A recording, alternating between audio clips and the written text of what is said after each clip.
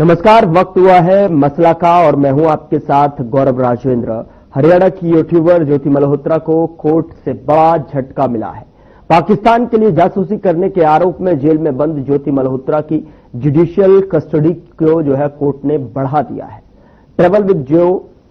के नाम से यूट्यूब चैनल चलाने वाली ज्योति मल्होत्रा को हिसार पुलिस ने 16 मई को अरेस्ट किया था। ज्योति मल्होत्रा के पाकिस्तान एम्बेसी के PIO से रिश्ते उजागर हुए हैं। कोर्ट के आदेश के अनुसार ज्योति मल्होत्रा को अब 23 जून तक फिलहाल जेल में ही रहना होगा। जासूसी के आरोप में गिरफ्तार हिसार निवासी ज्योति मल्होत्रा की 14 दिन की न्यायिक हिरासत को खत्म हो गई है। ज्योति मल्होत्रा को वीडियो कॉन्फ्रेंसिंग के माध्यम से अदालत में पेश किया गया। ज्योति के वकील कुमार मुकेश ने बताया कि अगली सुनवाई 23 जून निर्धारित की गई है। साथ ही ये भी कहा कि ज्योति की जमानत याचिका तैयार की जा रही है और संभव है कि इसी हफ्ते दायर याचिका पर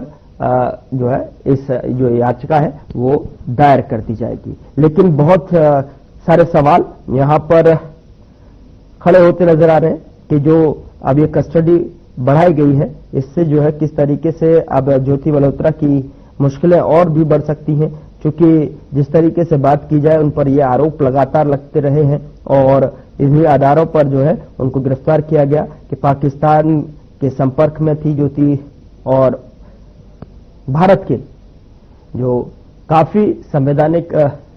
संवेदनशील जो जानकारियां हैं वो अपने ब्लॉग के माध्यम से शेयर करती थी। और इससे पहले मामले में पाकिस्तान के retired police sub inspector Nasir Dhillon से भी उनके कथित संबंधों की जांच को और भी पेचीदा कर दिया है। साथ ही बता दें कि न्यायिक हिरासत को 14 दिन और बढ़ाने का फैसला किया गया है। अगली सुनवाई 23 जून को होगी और अगर इनके BNS की धारा 152 के ऑफिशियल और ऑफिशियल सीक्रेट्स एक्ट 1923 के धारा 3, 4 और 5 के तहत मामला दर्ज किया गया है। ये धाराएं जासूसी और देश की सुरक्षा से जुड़े गंभीर अपराधों से संबंधित हैं। जांच एजेंसियों का कहना है कि ज्योति ने अपने सोशल मीडिया प्लेटफॉर्म के जरिए संवेदनशील जानकारियां साझा की हैं। आज इसी मुद्दे पर चर्चा करेंगे। हमारे साथ एक पैनल जुड़ा हुआ है और पैनल पर जाने से पहले मैं उनका तारुफ में आपके साथ करा देता हूं। हमारे साथ इस चर्चा का हिस्सा बन रहे हैं आज नवाब चौधरी, रक्षा विशेषज्ञ हैं। सर, बहुत स्वागत है आपका। और मनोज कुमार, वरिष्ठ पत्रकार के तौर पर हमारे साथ जुड़े हुए, बहुत स्वागत है मनोज जी आपका भी। और फोन लाइन पर मौजूद हैं वेद भूषण, रिटायर्ड ACP हैं दिल्ली पुलिस से। सर, आपका भी स्वागत है। सबसे पहले मैं समझना चाहूंगा नवाब चौधरी जी आपसे कि जिस तरीके से अपने भारत की जो संवेदनशील जानकारियां हैं उनको एक ब्लॉगिंग के माध्यम से किस तरीके से अपना हथियार ब्लॉगिंग को बनाया जाता है और किस तरीके से ऐसे दौर में जब हमारे पास सारी इंटेलिजेंस एजेंसियां हमारे साथ एक्टिव हैं, सारी चीजें हमारे पास हैं और ऐसे में जब भारत और पाकिस्तान के बीच में तनावपूर्ण माहौल है और कुछ लोग भारत के अंदर रहकर इस तरीके की घटनाओं को अंजाम देते हैं, दुश्मन को पनाह देने के लिए, दुश्मन का साथ देने के लिए इस तरीके के मंसूबों को अंजाम तक पहुंचाते हैं, उनको ऊपर किस तरीके की कार्रवाई होनी चाहिए और उनके साथ किस तरीके की कठोरतम कदम उठाने की आवश्यकता अभी भी भारत को है। गौरव जी, मैं सबसे पहले आपको धन्यवाद करता हूं। और जिस तरीके से एक ज्योति मल्होत्रा का सामने आया मामला और ज्योति मल्होत्रा के ऊपर जो कार्रवाई की जा रही है जी, 14 दिन के पहले इस रिमांड पर दिया गया था, हमको 14 दिन का और बढ़ाया गया है। आज न्यूज चैनल पर देख रहा था इस मामले को, तो इसमें ज्योति मल्होत्रा के पास बहुत कुछ ऐसे संवेदनशील, बहुत गंभीर चीजें ऐसी पुलिस को जानकारी मिली है, दस्तावेज मिला है, मतलब अभी वो कोर्ट में पेश नहीं किया उसको, लैपटॉप के माध्यम से और मोबाइल के माध्यम से, बैंक अकाउंट खाते के माध्यम से बहुत कुछ वहां पर इनको यह मामला मिला है। और उसमें और गंभीर ऐसी चीजें हैं जो अभी इसके कारण उसको 14 दिन के रियासत और रिमांड पीरियड और बढ़ाया गया, ये परमिशन दिया गया उसके लिए। और ज्योति मल्होत्रा ने तो ये नहीं कहता है कि ज्योति मल्होत्रा एक ज्योति मल्होत्रा नहीं है, ऐसे बहुत से गद्दार देश के अंदर हैं जो खाते भारत का नमक हैं, पर लेकिन वो ये बजाती पाकिस्तान की हैं, जो इतना जबरदस्त अभी पाकिस्तान का तनाव चला हुआ था। और इसके बाद ज्योति मल्होत्रा ने जो भी इंफॉर्मेशन हमारी की ISI को द्वारा दिया गया था, भारत की जितनी कमजोरी है, और आपने देखा हो कि यह जो पहलगाम कांड हुआ था, उससे पहले भी ज्योति मल्होत्रा पहलगाम का गांव का उन्होंने सर्वे भी किया था, तो मुआयना भी करके आई थी, और एक यूट्यूब के माध्यम से, और इसने बहुत कुछ ऐसी चीजें भारत की कमजोरी को देने की कोशिश किया, दिया भी है उसने। हमारे जितने भी सैन्य ठिकाने हैं या एयरबेस है, जो भी कुछ ऐसे मूवमेंट है, एक लेडीज होने के नाते हमारी इंटेलिजेंस कुछ तक ना कर सके, तो ऐसी चीजें वो कुछ पैसे के लालच में, कुछ परिवार कुछ लेडीज ऐसी होती है जो अपना शौक को पूरा करने के लिए वो सब कुछ उसका लगातार पोस्ट पर लगा देती है, बाजू लगा दी उसके ऊपर। तो इसी तरीके से ज्योति मल्होत्रा की चीजें, उसके माँ बाप का ये बड़ा ध्यान देखा था मैंने, उसके माँ बाप कह रहे थे हमें तो पता ही नहीं ज्योति मल्होत्रा कोई जॉब के लिए जाती थी, कहीं और टूर के लिए जाती थी पाकिस्तान से। अरे भाई, आपके परिवार, आपके बच्चे हैं, आपको ये पता नहीं हमारे बच्चे कहाँ जा रहे हैं, क्या कर रहे हैं, और ये रूम में 2-2, 4-4 घंटे बंद रहना, सारी इंफॉर्मेशन देना, अपने सिम निकाल करके सिम दूसरी डालना, फिर बाद में उसको चेंज करना। तो बहुत कुछ चीजें ऐसी हैं जो हमारे देश के अंदर ऐसे दियाचंद बचे पड़े हैं, जो हमारे भारत की सरकार ने, भारत सरकार ने हमारे देश की सेना ने जो सर्जिकल स्ट्राइक पाकिस्तान के अंदर घर में घुस करके जो किया था, इसी तरीके से भारत सरकार को सर्जिकल स्ट्राइक अपने देश के अंदर उनके जो गद्दार बसे पड़े उनके ऊपर ऐसी सर्जिकल स्ट्राइक करनी पड़ेगी, ताकि ऐसी ज्योति मल्होत्रा जैसे और कोई इसमें देश में आगे हिमाचल करने की कोशिश कोई ना करे। ये बहुत बड़ा गंभीर मुद्दा है, ये ऐसा नहीं है जो इतना जो जिस तरीके से जो ज्योति मल्होत्रा ने काम किया, और ज्योति मल्होत्रा के साथ खाली ज्योति मल्होत्रा नहीं है, अभी देखो जांच के अंदर पता चलेगा कितना ये जो जांच चल, कितने ज्योति मल्होत्रा इसके देश के अंदर गद्दार बसे पड़े हैं जो हमारे भारत की इंफॉर्मेशन पाकिस्तान को दे रही है। तो ऐसी चीजें हैं, बहुत सरकार को भी मुद्दों से थोड़ा सा यह देखना पड़ेगा कि कितने लोग हैं, इनके ऊपर सर्जिकल स्ट्राइक बहुत जरूरी है। अगर हमारे देश को मजबूत करना है, हमारे देश को कमजोर करना है, हमें पाकिस्तान से इतना खतरा नहीं है जितना खतरा हमारे देश के अंदर गद्दार बसे हुए हैं, उनसे ज्यादा हमें खतरा है। और उन गद्दारों से निपटने सरकार को सख्त से सख्त कार्रवाई करनी पड़ेगी, और सख्त कानून ला करके उनको ऐसा कानून पेश किया जाए ताकि आगे कोई ज्योति मल्होत्रा कोई देश के अंदर पैदा ना हो पाए। तो मेरा यही कहना है कि भारत में जो भी गद्दार बसे पड़े हैं, सरकार को उनके ऊपर मुस्तैदी से सख्ती से साथ में पेश आना चाहिए और कार्रवाई करनी चाहिए। कानून को अपना एक दायरे के अंदर कानून को सख्ताई से पेश करना चाहिए। नवाब जी बिल्कुल सही कहा। ब्रिजभूषण जी, मैं आपसे जानना चाहता हूं कि जिस तरीके से जब रक्षा विशेषज्ञ यहाँ पर नवाब चौधरी जी हैं, उन्होंने अपने टिप्पणी में कहा कि देखिए जिस तरीके से हमें दुश्मन से इतना खतरा नहीं है, लेकिन भारत के भीतर छिपे हुए इस तरीके के जो जासूस है, इस तरीके से जो हिमाकत करते हैं भारत के खिलाफ, जो षड्यंत्र रचते हैं किसी न किसी माध्यम से, किसी न किसी लालच के लिए जो है इस तरीके की जो है संवेदनशील जानकारियां जो कि मुहैया कराई जा रही हैं। आरोप है कि जिस तरीके से जासूसी की है, जिस तरीके से जो है तमाम सारी वीडियोस के माध्यम से उनके जब जो वीडियोस हैं उनमें जब हम खंगालते हैं, जब उनको जो है देखने की कोशिश करते, तो उसमें एक ही चीज कॉमन रहती है कि देखिए किस तरीके से किसी भी ऐसे प्लेस के पास में जाकर जो है वीडियो बनाना, ब्लॉग बनाना, जो कि वहां पर हम चाहे जो है सिक्योरिटी के हिसाब से जो है वो गैर कानूनी है। तो ऐसे में ब्रिजभूषण जी किस तरीके से आप देख रहे हैं इस पूरे मामले को, प्रकरण को, किस तरीके से जो है इंटेलिजेंस इस तरीके के केसों में जो है काम करती है? देखिए, ज्योति मल्होत्रा की अरेस्ट के बाद लगभग 20 अरेस्ट और हो चुके हैं। पुलिस की जिम्मेदारी है कि तमाम जितनी भी इन्वेस्टिगेटिंग एजेंसीज हैं, जो 20 लोग कनेक्टेड लोग गिरफ्तार हुए हैं, उनके साथ में ज्योति मल्होत्रा या पाकिस्तान में उनके जो कनेक्शन है उनको एस्टेब्लिश करना। तो भारत का नया कानून है 2024 से, भारतीय न्याय संहिता, भारतीय नागरिक सुरक्षा संहिता, उसमें प्रोविजन किया गया है, स्पेशली प्रोविजन किया गया है, क्योंकि पहले 14 दिन केवल पुलिस कस्टडी रिमांड हो सकता था, पर भारत सरकार ने ये निर्णय किया कि इस रिमांड की अवधि को बढ़ाया जाए, जो कि 30 दिन तक पुलिस रिमांड में पूछताछ की जा सकती है, क्योंकि ये बड़ा मामला है और इसके अंदर ऑफिशियल सीक्रेट एक्ट और भारतीय न्याय संहिता की तमाम संगीन धाराएं इसके अंदर जुड़ी हुई हैं और ज्योति मल्होत्रा के सोशल अकाउंट्स को खंगालना है। ज्योति मल्होत्रा जहां जहां हिंदुस्तान में ट्रैवल इस दौरान किया या जहां भी शख्स हुए चीजें वहां ले जाकर उसको फिजिकल तौर पर कंफर्म कराना है, उन जगहों पर ले जाकर उन जगहों की निशानदेही कराई जानी है। जिस तरह से वो दिल्ली आई थी, पाक एम्बेसी के अंदर गई थी और अपने जो उनके कुछ थे जो उनको सपोर्ट कर रहे थे पाकिस्तान से, उनके साथ उनको कन्फ्रंट कराना है। इसका पहलगांव उनको लेकर जाना है। उसके अलावा जहां जहां भी वो गए दिल्ली के अंदर या दूसरे शहरों के अंदर गई, अम्बाला सिटी के अंदर जहां हमारा आर्मी का एक बहुत बड़ा कैंटोनमेंट है, वहां उन्होंने तमाम वीडियोस अपनी बनाई, यूट्यूब पर उनको लोड की, क्योंकि उनका पर्पस था कि पाकिस्तान में जो उनके आका बैठे हैं उनको वो सारे रास्ते दिखाए जाएं कि कैसे एयरफोर्स स्टेशन है, ये रास्ता कैसे जाता है। वो अपना एक प्रोग्राम भी कर रही है, जांच भी कर रही है और रास्ता भी दिखा रही है। तो उनको एक फैसिलिटी मिल जाती है, फैसिलिटेट हो जाते हैं कि यदि हम जाएंगे अम्बाला में अटैक करना है या गाजियाबाद में हिंडन पर आपको अटैक करना है तो ये रास्ते कौन कौन से रास्ते जाकर इंडियन एयरपोर्ट पर जाते हैं। उसी तरह जो पाकिस्तान से जो सिम के पास मिली थी, जो प्रोक्योर की जाती थी और इस्तेमाल यहाँ होती थी, उन तमाम जो सिम के बारे में जो जो उनकी कॉल डिटेल्स थे, जो डाटा था, वो तमाम पुलिस को, इन्वेस्टिगेटिंग एजेंसीज को उसकी एनालिसिस करनी है। उसके बाद में फिर जो है उसका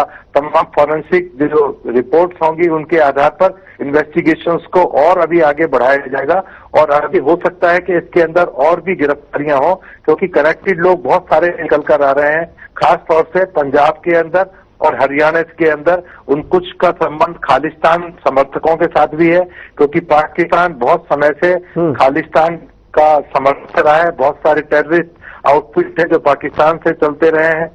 CA-NRC के दौरान में बहुत सारे हजारों की तादाद में ट्विटर हैंडलर पाकिस्तान में बैठकर हैंडल कर रहे थे तमाम चीजों की। तो ये तमाम जो इन्वेस्टिगेशन का विषय है, ये बहुत ही एक सीरियस प्रोसीजर है, क्योंकि कोर्ट के अंदर जवाबदेही है इन्वेस्टिगेटिव एजेंसीज की कि किस तरह से ज्योति मल्होत्रा के खिलाफ क्या क्या सबूत इन्वेस्टिगेटिंग एजेंसीज खगालती है, निकालती है, जिससे कि उनको सजा की तरफ, कन्विक्शन की तरफ लेकर जाया जाए, या उनके जो दूसरे कुलीग्स अरेस्ट हो रहे हैं, लगातार नए नए खुलासे हो रहे हैं, उनमें जो जो चीजें हैं उनको किस तरह से एक मजबूत केस बनाकर कोर्ट के अंदर लाया जाए, जिससे कि एक उनको सजा सिक्योर की जा सके, उनको सजा जो मैक्सिमम पनिशमेंट इन कानून के अंदर है उसमें दी जा सके, जिससे कि और जो इस तरह के लोग हैं जो देश के अंदर इस तरह की एक्टिविटीज में इन्वॉल्व होना चाहते हैं, देश के प्रति वफादारी नहीं है, गद्दारी है, वो लोगों को भी मैसेज पहुंचे कि इस देश के खिलाफ यदि ऐसी बात की गई तो ये ऑपरेशन सिंदूर का एक तरह से बहुत आफ्टर इफेक्ट है कि ये इस तमाम चीजें पब्लिक डोमेन में आई। यदि ऑपरेशन सिंदूर ना होता तो बहुत सारी चीजें रह जाती, पब्लिक डोमेन में नहीं आती। पहलगांव के अटैक में 26 मासूमों की जरूर जान गई, परंतु देश को बहुत सारे ऐसे गद्दारों से रूबरू होना पड़ा जो जिसमें मतलब लड़की, एक खूबसूरत लड़की, अच्छे परिवार से आई हुई लड़की किस तरह से पाकिस्तान, बैंकॉक, चाइना जा रही है, ट्रेवल कर रही है, उसका पैसा कहाँ से आ रहा है, कौन उसको फंडिंग कर रहा है, कितनी इसकी एजुकेशन, और कौन कौन लड़कियां, कुछ और लड़कियां इसके साथ में कनेक्टेड पाई गई हैं, उन तमाम को इंट्रोगेट करना है, पूछताछ करनी है। तो ये एक जांच प्रक्रिया का एक तरीका है और इस प्रक्रिया के अंदर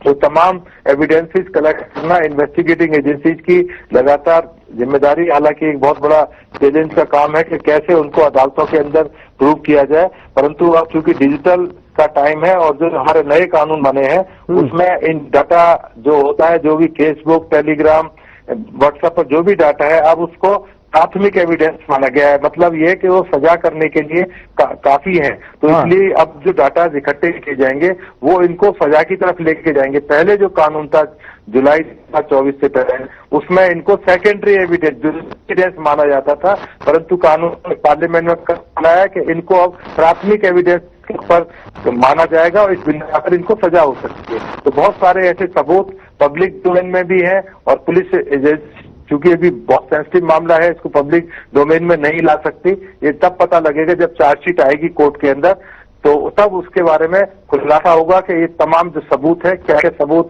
इन्वेस्टिगेटिव एजेंसीज के हाथ में है और किस तरह से अभी इन्वेस्टिगेशन बढ़ रही है, क्योंकि चार्जशीट होने के बाद भी इन्वेस्टिगेशन इस तरह के केसेज में जारी रहती है और कई साल तक खुलासे होते रहते हैं, कई साल तक नई नई चीजें आती रहती हैं, क्योंकि हमारे यहाँ इन्वेस्टिगेशन एजेंसीज के अलावा रॉ है, उसके अलावा सीबीआई है, एनआईए है, लोकल पुलिस है, तमाम जो इंटेलिजेंस एजेंसीज लगातार इस पर काम करती रहती हैं। हमारे जो दूसरे कंट्रीज के अंदर जो हमारे कॉन्सुलेट्स हैं, एम्बेसीज हैं, वो भी इस तरह के लोगों के बारे में बताते हैं कि ये इसी तरह से इनकी इन्वॉल्वमेंट रही है, कितनी बार ये लोग ट्रेवल कर रहे हैं, किसने इनके टिकट अरेंज किए, कौन से होटल में रहे, कौन कौन लोग इनसे होटल में मिलने आए थे, और पाकिस्तान में रही तो कौन कौन लोग इनसे कनेक्टेड थे, उनका वहां पर उनका क्या रोल है। तो तमाम जो चीजें हैं इन्वेस्टिगेशन की चीज है। जल्दी ही जब चार्जशीट आएगी तो आपको, हमको, तमाम को पता लगेगा कि इनके खिलाफ क्या क्या जुर्म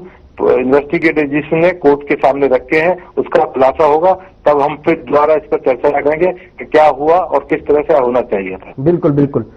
मनोज जी, जिस तरीके से जब ये मामला संज्ञान में आया और उसके बाद जो है देश में एक अलग ही जो है माहौल था, तनावपूर्ण माहौल पाकिस्तान और भारत के बीच में जो है बॉर्डर्स पर देखने को मिला, और ऐसे में ऑपरेशन सिंदूर भी, और उसके बाद जो है जिस तरीके से गद्दारों के निकलने की जो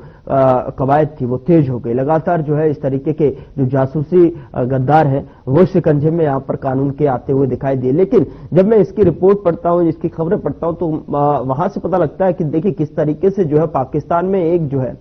कम फॉलोअर्स वाली लड़की किस तरीके से सेलिब्रिटी के बिहाफ पर जो है वो वहां पर अपने आप का परचम लहरा रही थी, कितने गनर्स जो है उसके साथ में थे, और पाकिस्तान के रिटायर्ड जो है सब इंस्पेक्टर भी जो है कनेक्शन में थे। तो ऐसे में जो है, जो कि अब जो है नवाब ढिल्लो जो नाम का एक व्यक्ति अब यूट्यूब चैनल भी चलाता है, उसके एक पॉडकास्ट में भी इसने जिक्र किया था। तो कहीं ना कहीं टास्क वो जो है उसको देता था कि किस तरीके से भारतीय सेना के खिलाफ जो है सबूत इकट्ठे करने, किस तरीके से जासूसी करनी है, और हमें जो है इसमें चूंकि उस पर जो है कई आरोप लगे हुए हैं आईएसआई के एजेंट होने के। तो कैसे आप देख रहे हैं इस पूरे मामले को, किस तरीके से इसमें अभी और जो है संभावित संभावनाएं दिखाई दे रही हैं, क्योंकि अब ज्योति लगातार जो है शिकंजे में यहाँ पर उसकी जो मुश्किलें हैं वो बढ़ती हुई दिखाई दे रही हैं। आपने सही बताया कि जिस तरह से भारत और पाकिस्तान के बीच पिछले 50 साल 60 साल से संबंध रहा है, तो उस आधार पे हम कह सकते हैं कि हमारी इंटेलिजेंस एजेंसी ने जिस तरह से ज्योति मल्होत्रा को ट्रैक किया और पकड़ा, और अभी जो है जुडिशियल कस्टडी में है, तो मुझे ऐसा लगता है कि एक बहुत बड़ी अचीवमेंट है। और जैसा कि हम लोगों को पता है कि लगभग 20 लोग जो है